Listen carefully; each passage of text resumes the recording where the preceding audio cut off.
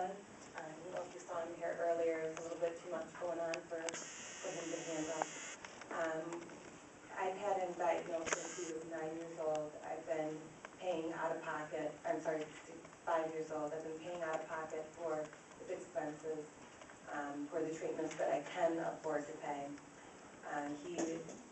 Just in this past year alone, we have spent over $6,000 for treatments for him. We've not been able to afford some of the treatments that really would be even more beneficial for him.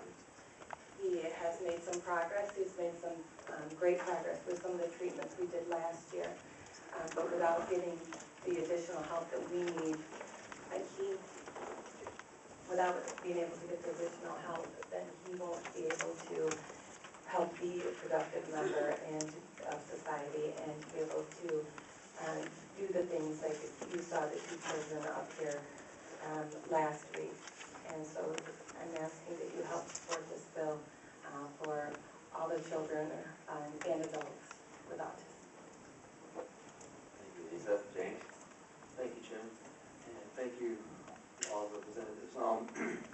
My wife, she's amazing, you know, and she's inherited a lot of titles. Mother, daughter, friend, cousin. But she inherited mother of an autistic child, and she's married to me, which adds to the daily struggles. In our life,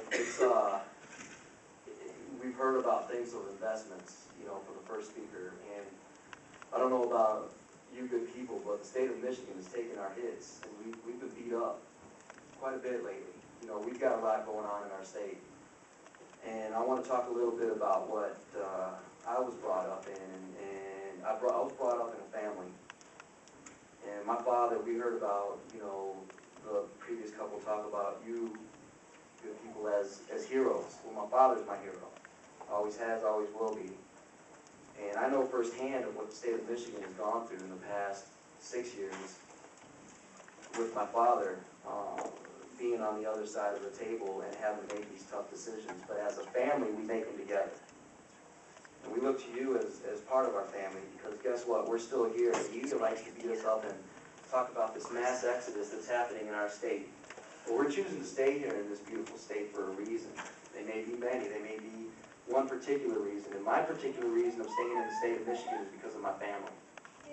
I came here, and because of my family, my parents retired in a one-horse town called Croswell in the Thumb area. Pretty much everybody in that town with black hair and brown eyes is family. My mom's one of 13. You heard the previous gentleman talk about he's one of 14. I know exactly what he goes through when the family gets together, whether it's good or bad. You know, but with that many, I grew up in knowing that my last name is part of something bigger. It's part of a family. And the state of Michigan, I like to think of as in our family. And we heard about investment. Well, we've got a representative sitting amongst you that I've invested in his community. You know, I opened up a small business with the help of my wife, who inherited another title, small business owner. And we opened up January 8th at 3 o'clock. Now, in retail, that's the worst possible situation to do. But guess what? I've invested in Portland, which happens to be in Michigan. Now, Lisa threw a figure to you of $6,000 that we've invested just in this past year alone. Now, in my business, I make tacos. All right? That's my side job. That's Logan. All right? Those are good sounds for us because he's happy. He's excited to be here. Now, whether you want to believe it or not, he knows exactly what's going on. All right? He knows why we're here. That's probably why he's so excited. And $6,000, that's a lot of tacos. All right? But it's an investment that we make. For those of us who stayed here in the state of Michigan for whatever reason, we've got to think of ourselves as one large family. We're not going anywhere, so we've got to invest back in our state. Nobody's going to help us. Everybody likes to use that nice phrase out there, stimulus, and now it becomes the butt of jokes. But you know what? We can take care of ourselves, and that's why we're here. I've invested in my wife, who's invested in her son. Well, now it's our family. We've also inherited Logan. My father considered him his grandson. And when my father stays with us, when he's here doing the good work for the state of Michigan, he stays with us, and guess who Logan gravitates to? All kids love their grandparents, don't they? But it's a family. It's an investment that we make to stay here in the state of Michigan.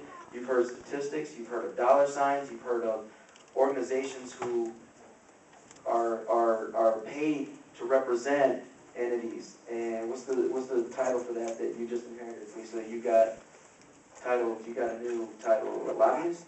You got called a lobbyist? We still don't know how to act about that title. You know? Not good. Right. You know, but that's what we're at. And there's nothing that you're gonna have to have a decision to make about whether these bills are good or bad. Well, I can tell you it's an investment. It's a family decision. And with that goes the responsibility of enough is enough, right?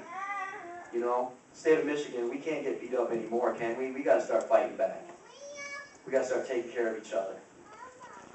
You know, everybody here is a representative of something. I'm a representative of my family, but I'm a part of a bigger family. Thank you. Thank you, Lisa and James.